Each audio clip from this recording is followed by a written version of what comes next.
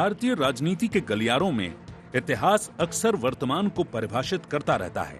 एक ऐसा ही अतीत है ऑपरेशन ब्लू स्टार, जो भारतीय लोकतंत्र के सबसे जटिल, संवेदनशील और दर्दनाक अध्यायों में से एक है। जून 1984 पंजाब और पूरे देश के लिए कभी न भूलने वाला साल है, जो सिख लोकाचार में किसी खंजर सा गहरे तक धंसा हुआ है। हाल ही में अमेरिका की ब्राउन यूनिवर्सिटी में कांग्रेस नेता राहुल गांधी ने यह कबूला है कि साल 1984 में हुआ ऑपरेशन ब्लू स्टार कांग्रेस की गलती थी और वे अतीत में हुई कांग्रेस पार्टी की सभी गलतियों की जिम्मेदारी लेने के लिए तैयार हैं। राहुल गांधी ने आगे कहा कि मैं कई बार स्वर्ण मंदिर गया हूं और मेरा सिख समुदाय के साथ प्यार और सम्मान का रिश्ता है। वहीं इस बयान के बाद बीजेपी को कांग्रेस पर हमला करने का मौका मिल गया।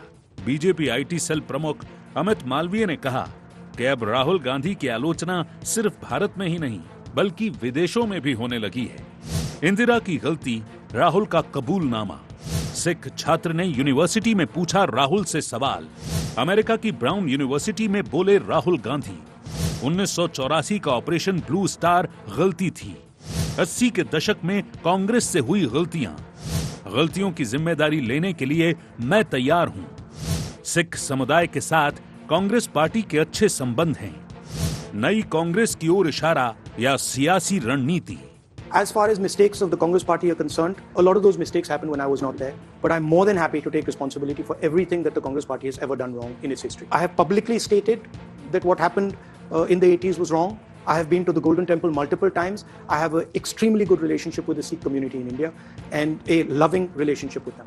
ऑपरेशन ब्लू स्टार को कांग्रेस की गलती के रूप में स्वीकार करने के बाद राहुल गांधी का ये बयान न केवल अतीत से साक्षात्कार है बल्कि भविष्य की ओर संकेत और सियासी परतों को भी खोलने वाला है।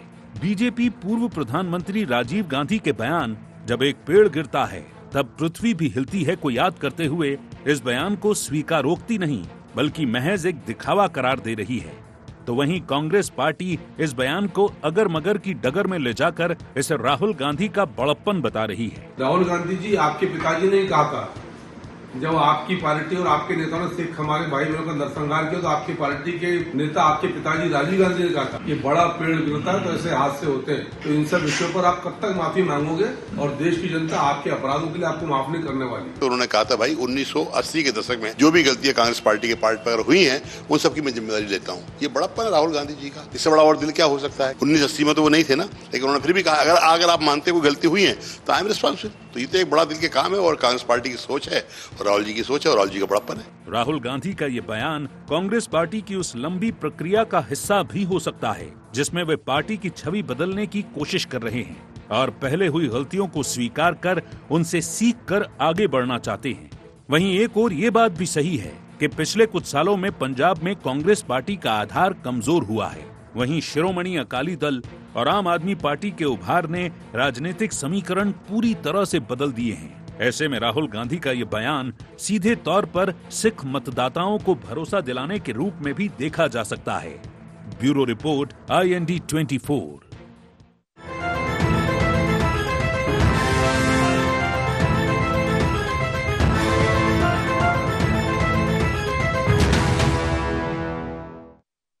नमस्कार, IND एजेंडा में आपका स्वागत है। दरअसल कबूल की भूल, ये राहुल गांधी ने अमेरिका में स्वीकार किया है।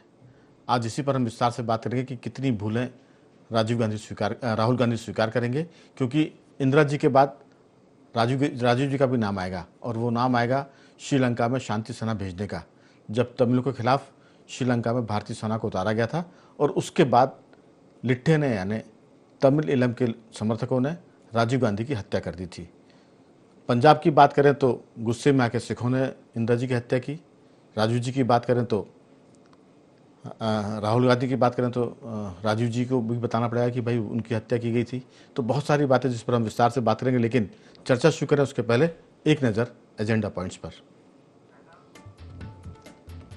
राहुल गांधी के कबूलनामे का होगा कितना असर?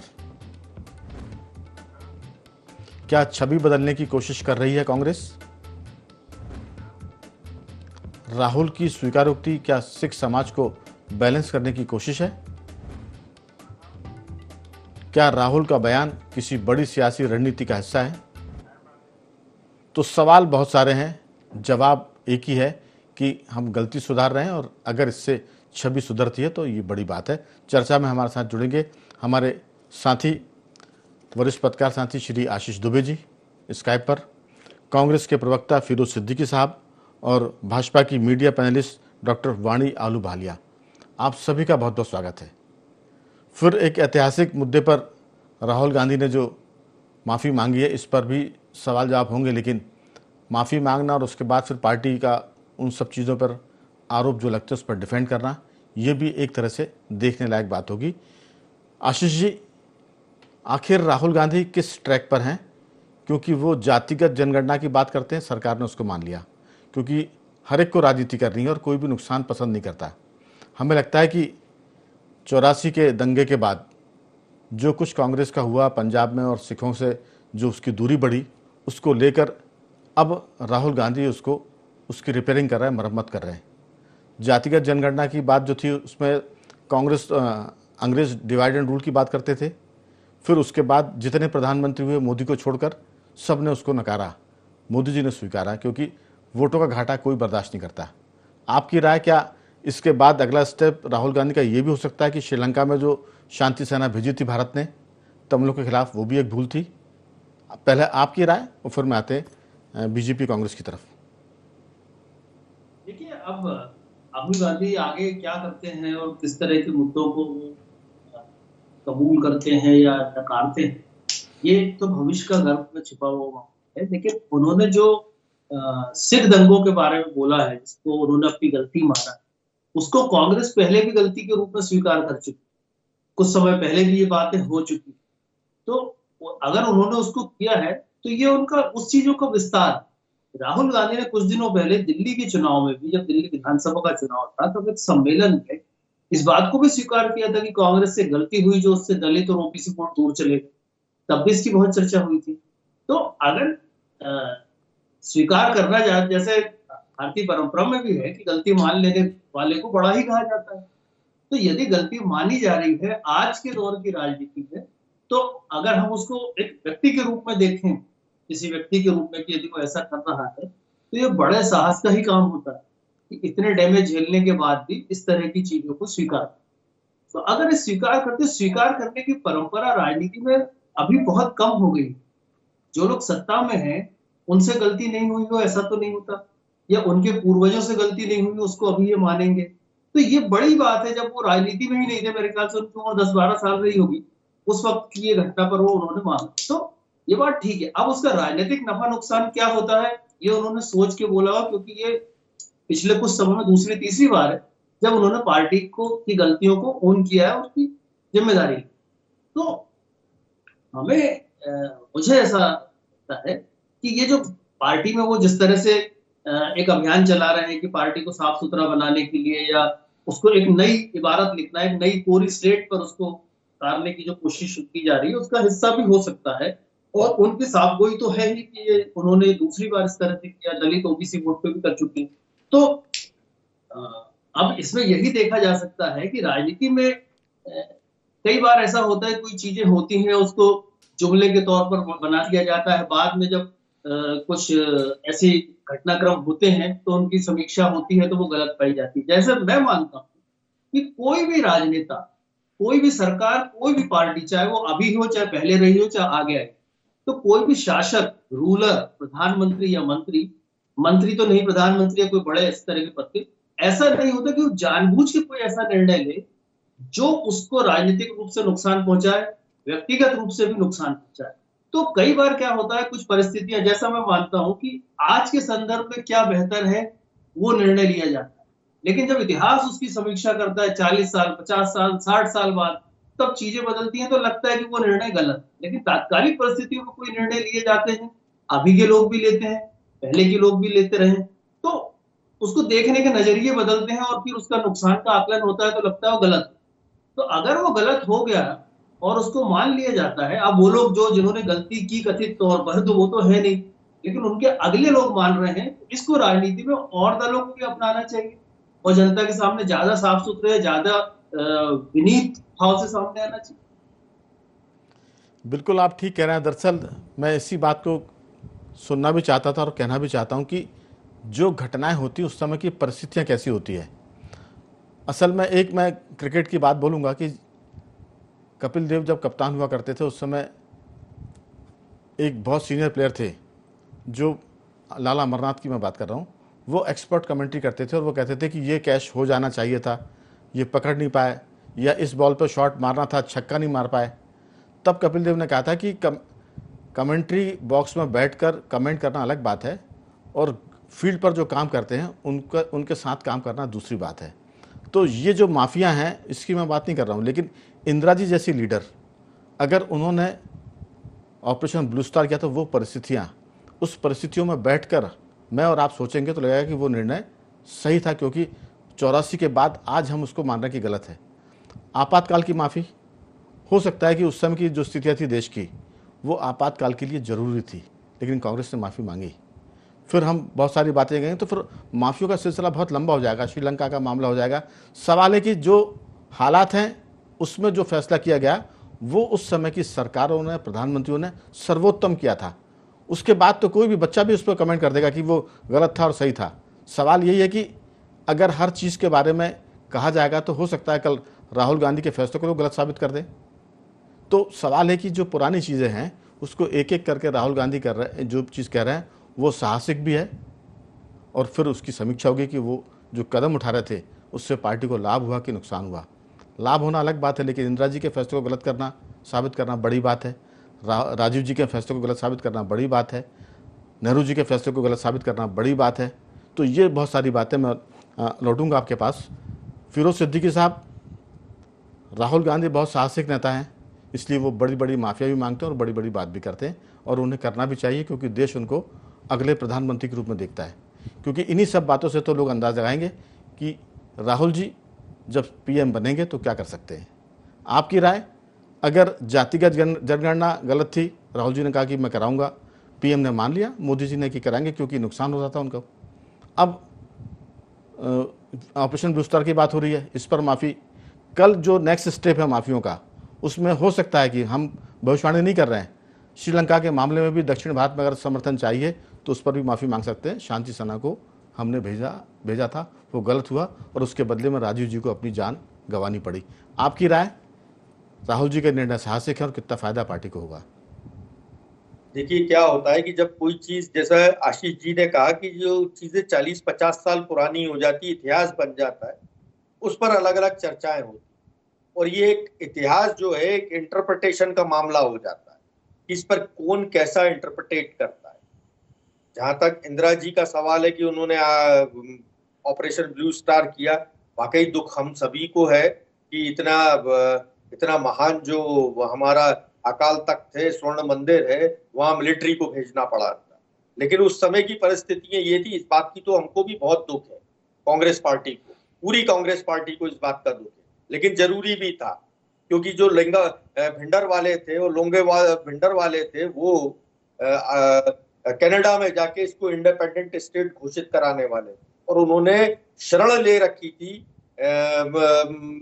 अकाल तख्त में, ताकि जो है स्वर्ण मंदिर में, ताकि जो है वो अपनी गतिविधियां जारी रखे। तो ये इंदिरा जी का कलेजा था जिन्होंने इतनी हिम्मत कर ली और देश को बचा लिया, और बाद में उनको अपनी जान की कुर्बानी देकर इसको चुकाना पड़ा। यही बात बेअंत सिंह जी जो वहां के मुख्यमंत्री थे उनका हुआ, और यही बात राजीव गांधी जी का हुआ। अगर राजीव गांधी जी ने भी इंडियन पीस कीपिंग फोर्स भेजी थी तो वो इसलिए भेजी थी कि वो अमेरिका का वहां जो इंडियन ओशन है उसमें भारतीय उपमहाद्वीप है, उसमें वो दखल नहीं चाहते, इसलिए उन्होंने भेजा। वरना अगर वो नहीं भेजते तो अमेरिका भेज देता अपनी फौज है, और वो फौज है वहीं जो है श्रीलंका में रहने लगती, जो कि आगे चल के हमारी सामरिक स्थितियों को जो है कहीं ना कहीं नुकसान पहुंचाती। तो ये एक निर्णय। लेकिन राहुल गांधी जी का जो सवाल है, वो इतने करेज के नेता हैं कि वो अपनी हर बात को स्वीकार करते हैं। उनका काम ये है कि वो प्रधानमंत्री बनने के लिए राजनीति नहीं कर रहे हैं, वो राजनीति कर रहे हैं कि देश में एक बदलाव आना चाहिए। आज इस देश में इतनी साफ गोई से बोलने वाले एक अकेले नेता है, वो है राहुल गांधी, जो अपनी गलती को भी स्वीकारते हैं। अगर उन्होंने कोई गलत बात की तो उसके लिए वो क्षमा प्रार्थी भी रहते हैं, और जिस बात को पॉलिटिकल एंगल को वो आगे बढ़ा देते हैं। उन्होंने साफ कहा था कि मैं राहुल सावरकर नहीं, मैं राहुल गांधी हूं, माफी नहीं मांगूंगा, तो उन्होंने नहीं मांगी। तो ये राहुल गांधी जी के काम करने का तरीका आज सरकार को झुका दिया। तो ये जो निर्णय हुआ है जातिगत जनगणना का, सरकार को जातिगत जनगणना तेलंगाना के तर्ज पे करानी पड़ेगी और ये एक क्रांतिकारी परिवर्तन होगा इस देश के लिए। और इस बात के लिए राहुल गांधी जी इतिहास में जाने जाएंगे। प्रधानमंत्री बने ना बने जनता को तय करना है कि उनको प्रधानमंत्री बनाए या ना बनाए। हम कांग्रेसी तो चाहते हैं कि वो प्रधानमंत्री बने, लेकिन वो वर्तमान में राजनीति जो कर रहे हैं वो उसके लिए कर रहे हैं। और उन्होंने कहा कि अगर ये गलती हुई है तो ये ठीक है कि उन्होंने कहा कि अगर जो किसी छात्र की तरफ से ये सवाल आया था कि ये गलती हुई है, तो उन्होंने कहा ठीक है, गलती, हम जिम्मेदारी लेते हैं इस बात, हम तो भाग नहीं रहे। ये राहुल गांधी जी का वक्तव्य है। सीधी सी बात है कि जो चर्चा की शुरुआत में आपने कहा कि परिस्थितियां ऐसी थी कि अगर वहां ऑपरेशन ब्लू स्टार नहीं होता तो एक नए देश की बात शुरू हो जाती। अब उस समय राहुल गांधी होते तो क्या करते? अगर राहुल गांधी ये सोच लेते कि उस समय मैं प्रधानमंत्री होता इंदिरा जी की जगह, तो मैं क्या करता? वो भी वही करते जो इंदिरा जी ने किया है, क्योंकि देश के लिए जरूरी था। माफी मांगना अलग बात है, परिस्थितियों के बीच में जो निर्णय करना होता वो उसके लिए भी बहुत दिमाग भी चाहिए और दिल भी चाहिए। मुझे लगता है कि खाली एक मिनट राघवेंद्र जी, मैं प्रवक्ता हूं कांग्रेस पार्टी का, मैंने खुद ने खेद व्यक्त किया है जी, कि भाई स्वर्ण मंदिर में अगर हमने मिलिट्री अंदर डाली, अंदर गई, तो ये कितना हमारे लिए दुख का विषय होगा, ये हमारा दिल ही जानता है। लेकिन कभी कभी ऐसे निर्णय करना पड़ता है। मैं वही कह रहा हूं, मैं उसी पर आ रहा हूं कि जो फैसला इंदिरा जी ने किया, राहुल जी अगर उस समय प्रधानमंत्री होते 1984 में, वो भी यही फैसला करते। तो जब परिस्थितियां इतनी कठोर फैसला करने की थी, तो वो फैसले पर आपने उचित फैसला किया। माफ़ी की ज़रूरत क्या है? देश बचाना था, इंदिरा जी ने देश बचाया। राजीव जी ने आपने कहा कि अगर भारतीय शांति सेना नहीं पहुंचती तो अमेरिका वहाँ इंटरवीन करता, उन्होंने सही फैसला किया। कल के दिन हो सकता है कि इस पर भी माफ़ी मांगी जाए, क्योंकि साउथ में वोट की पॉलिटिक्स है, तमिलों के वोट चाहिए, तो वोट के चक्कर में सब चल रहा है। मेरा कहना यह था, मैंने चर्चा की शुरुआत में कहा कि नरेंद्र मोदी ने उस बात को स्वीकार किया, क्योंकि वोट का मामला है, जातिगत जनगणना पर वो तैयार हो गए। मैं वाणी जी की तरफ आऊँगा। वाणी जी, पूरा मामला पॉलिटिकल है, सही गलत है ये इसका कोई मतलब नहीं है। 1984 में ऑपरेशन ब्लू स्टार सही था, तभी इंदिरा जी ने किया, लेकिन आज वोट की पॉलिटिक्स कहती कि उस पर दुख जताना चाहिए, तो जताया जा रहा है। जातिगत जनगणना गलत थी, इसलिए सारे प्रधानमंत्रियों ने उसको रोका, लेकिन आज की तारीख में उससे लाभ है तो मोदी जी उस पर तैयार हैं।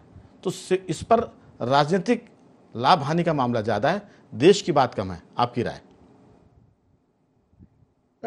सबको नमस्कार करती हूँ, दर्शकों को भी नमस्कार करती हूँ। और सबसे पहले तो ये बोलूंगी कि जो आशीष जी ने वक्तव्य दिया उसमें आपने बहुत उदार दिल प्रस्तुत किया अपना, परंतु राजनीतिक जो रोटियां सेकी गई हैं उसको कोई नकार नहीं सकता आशीष जी, क्योंकि जो भिंडरावाले का पूरा किस्सा था तो हम जानते हैं व्हाई ही वाज क्रिएटेड, उनकी क्रिएशन क्यों हुई थी, और फिर उसके बाद प्रॉब्लम्स कैसे बढ़ी, और फिर वो जो स्वर्ण मंदिर के अंदर फौज को भेजना पड़ा, वो बहुत दुर्भाग्यपूर्ण स्थिति थी। परंतु इंदिरा गांधी की हत्या वो एक बहुत दुखद घटना थी, परंतु कांग्रेस के सरकार होते हुए उनका इंटेलिजेंस का फेलियर था, वो अपने प्रधानमंत्री की रक्षा नहीं कर पाए। दूसरा, तमिलनाडु और श्रीलंका के बीच में जो कॉन्फ्लिक्ट थी और राजीव गांधी ने जो वहां सहायता भेजने की और जो इंटरवेंशन करने का प्रयास किया था,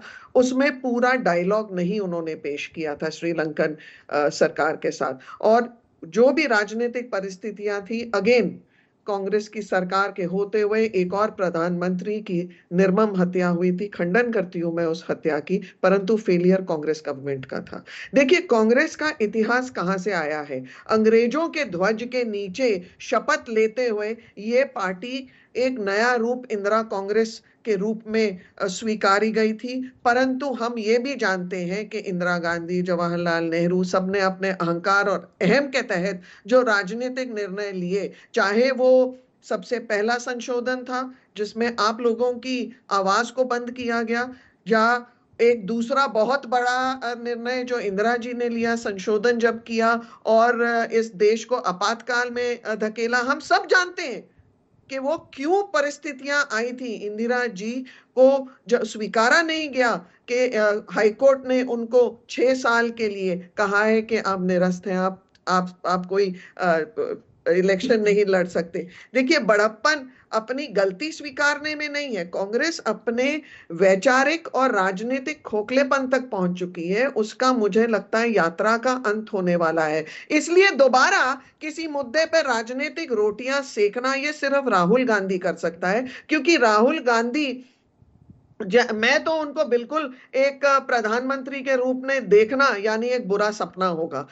मुझे लगता है राहुल गांधी क्रांति एक्सप्रेस यहीं पे थम जाए। इनकी गलतियों की श्रृंखला, इन्होंने तो कहा था सिख पगड़ी नहीं पहन के जा सकते हैं, गुरुद्वारे में कड़ा नहीं पहन सकते हैं, तो भ्रमित ऐसी घोषणाएं करना, ऐसे वार्तालाप करना जिसमें समाज में। डॉक्टर आलूवालिया जी, उन्होंने माफी तो मांगी ना सब पर, इसमें तो कोई दो राय नहीं कि बड़प्पन तो है जी।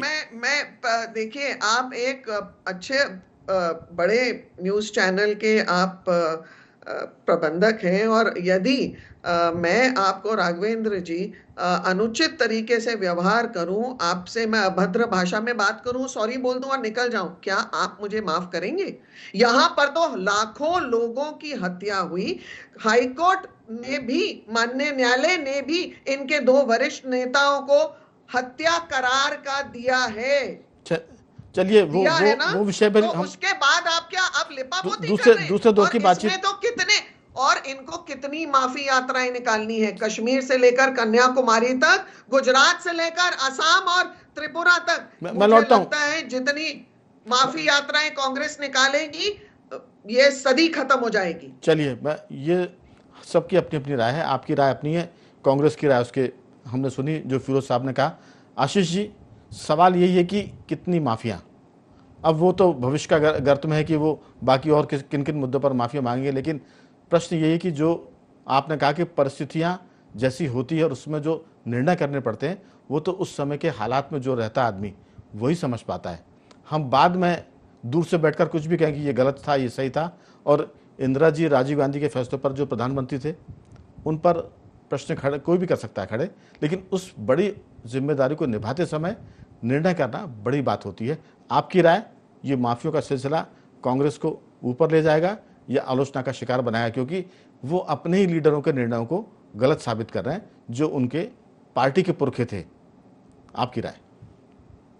नहीं, बात तो सही है ना कि उन्होंने किसी चीज को, गलतियों को मान लिया, लेकिन अब इसमें आगे क्या होगा इसमें कहा नहीं जा सकता। लेकिन देखिए, माफी मांगना है, अगर उनका कोई कांग्रेस का कोई अपना पॉलिटिकल, इसके पीछे भी कोई वजह हो सकती है, या बहुत साफगोई से अचानक कोई परिस्थिति आ गई तो उन्होंने ऐसा कह दिया, तो ये अब अपन ये भी नहीं कह सकते अब 20 साल बाद फिर इस पे बात होगी तो होगा कि उन्होंने इसलिए ऐसा बोला। तो आपसे मेरा सवाल इसलिए क्योंकि पॉलिटिकल एनालिसिस में हम ये अनुमान लगा सकते हैं कि अब आगे क्या हो सकता है। कई बार किसी के स्वभाव को देखते हुए हम कहते हैं कि इनका ऐसा स्वभाव है तो ये इस बात को आगे ऐसे लेके जा सकते हैं, लेकिन समय क्या में जल्दी से बात पूरी करता है। इसीलिए मैं कह रहा हूँ कि ऐतिहासिक रूप से कांग्रेस ने यदि कोई गलतियां की थी तो कांग्रेस ने उसका दुष्परिणाम भी भुगता। कांग्रेस की स्थिति जो थी वहां से कहां डिटोरिएशन भी हुआ। अब यदि लगता है कांग्रेस को कि अगर उसने कुछ इस तरह की चीजों के इतिहास की बात ज्यादा होती है आजकल, और अगर लगता है कहीं कोई हर्ट हुआ है और इस पर माफी मांग रहे हैं, तो इसमें मुझे नहीं लगता कि ये चीजें हैं। लेकिन हाँ, ये बात सही है कि पंजाब में चुनाव होने वाले हैं, हरियाणा में चुनाव अभी हुए हैं, तो उसका कोई पॉलिटिकल उसके पीछे एजेंडा भी होता है, कई बार इस तरह का सोच भी होता है। लेकिन पंजाब में पिछले 40 साल में कई बार चुनाव हुए और कई बार कांग्रेस सरकार में भी आई, तो ये सब चीजें जरूर हैं। लेकिन मुझे ऐसा लगता है कि अगर राजनीति में अगर कोई आदमी, चाहे कांग्रेस हो, भाजपा हो या कोई और दल का नेता हो, यदि वो लगता है कि अपनी गलतियों को रियलाइज करता है, तो इसका मतलब है कि कहीं ना कहीं कोई थॉट प्रोसेस है, बिल्कुल कहीं ना कहीं कोई कर रहा है इस तरह की चीजें। और भी बड़े नेताओं ने, सिर्फ कांग्रेस ने नहीं की है। आशीष जी, मैं जर्नलिस्ट के नाते मेरा सवाल था कि जिस आदमी का जो मूड होता है अपन उसके बारे में एक राय बनाते हैं कि ये ऐसा कर सकते हैं, वैसा कर सकते हैं, आखिरी बॉल पे धोनी छक्का मार सकता है, तो राहुल जी क्या कर सकते हैं? खैर समय की कमी है, जब ये मुद्दे तो भी आगे चलेंगे, फिर कभी आपसे और राय लेंगे। फिरोज साहब, समय सिर्फ 1 मिनट का बचा है, आधा मिनट आपके लिए और आधा मिनट वाणी जी के लिए, 30 सेकंड में बात पूरी करें। देखिए, अगर कांग्रेस ने गलतियां मानी है तो हमारे पास 120 से ज्यादा 60 साल के शासन में 125 से ज्यादा उपलब्धियां हैं जिसको हम लेकर जनता के बीच जा सकते हैं। ठीक बात है। और नरेंद्र मोदी कब माफी मांगेंगे? उनको तो कहा था सुप्रीम कोर्ट ने कि जब गुजरात चल रहा था तो नीरू बंसी बजा रहा था। अभी उनके गोधरा के कांड में 14 है ना कांस्टेबलों को टर्मिनेट हुए हैं, जबकि एसपी नौकरी कर रहा है। वो फायदा किसको हुआ? भारतीय जनता पार्टी। बिल्कुल बिल्कुल। तो इसके लिए कब भारतीय जनता पार्टी माफी मांगेगी? फिरोज आप भाई, तो बता दीजिए, इतना बड़ा दिल है नरेंद्र मोदी का, फिरोज जी, गुजरात दंगों के लिए माफी मांग ले। फिरोज जी, उसमें भी कोई राहुल गांधी आएगा बीजेपी के भीतर, वो माफी मांगेगा। इंदिरा जी ने भी नहीं मांगी थी। तो माफी मांगना बड़ा काम है। मेरा कहना, मांगना, खेद प्रकट करना बड़ा काम है। मेरी बात तो सुनिए, ये नरेंद्र मोदी के बस का नहीं है। मेरी बात सुनिए। नरेंद्र मोदी ने, इंदिरा जी ने भी माफी नहीं मांगी थी। कोई राहुल गांधी भाजपा में पैदा होगा तो वो मांगेगा माफी, समय रहेगा उसमें, 25 साल बाद, 30 साल बाद। वाणी जी, बहुत संक्षेप में 2-4 वाक्यों में, समय खत्म हो गया है।